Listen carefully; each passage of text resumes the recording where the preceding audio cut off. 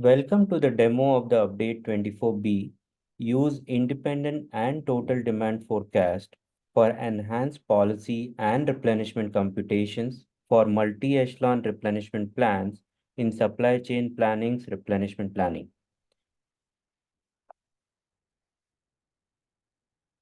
With this feature, you can model your business use case to generate independent and total forecast for integrated multi-echelon replenishment plans.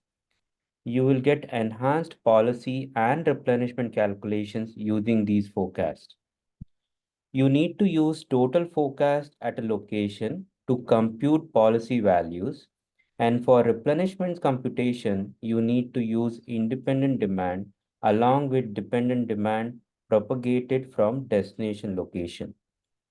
This will result in enhanced planning process by holistically planning your entire supply network and improved customer satisfaction by balancing supplies and demands at each echelon of your supply network.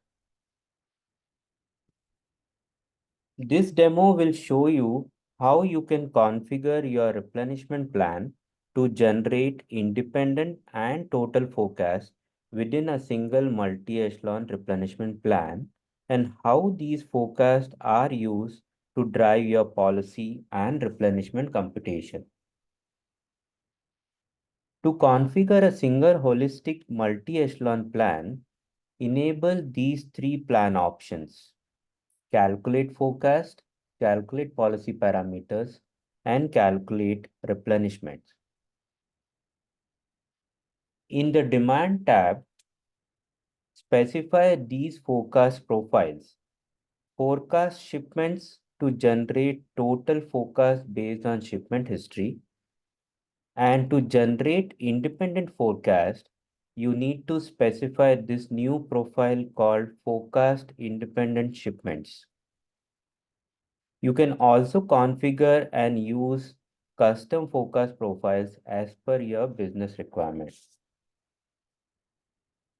Now let's go to supply tab, organizations and schedules sub tab, and select the right demand measure into which the forecast numbers are flushed. In our example,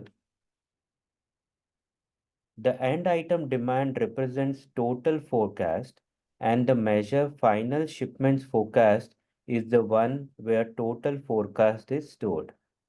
The gross forecast measure will be updated based on this measure.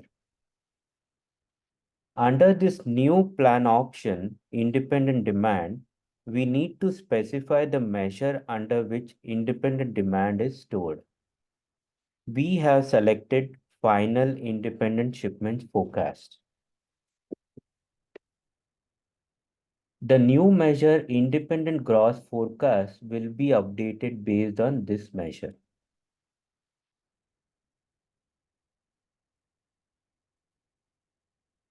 Also, we need to specify the corresponding forecast accuracy measures based on the total demand. So these are the three corresponding forecast accuracy measures. You need to select the right measures to compute the policy values.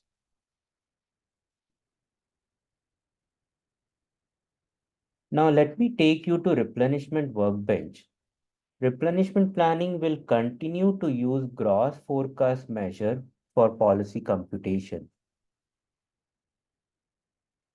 The gross forecast measure represents total forecast and will continue to be driven by the measure selected under the end item demand plan option, which we just now saw, and that measure was final shipment forecast. So in this example, gross forecast is driven by the measure final shipment forecast, which represents the total forecast. Now let's look into this new measure called independent gross forecast. Planning will use this new measure, independent gross forecast, for replenishment computation. This measure is driven by the measure selected under the independent demand plan option, which we have seen just now.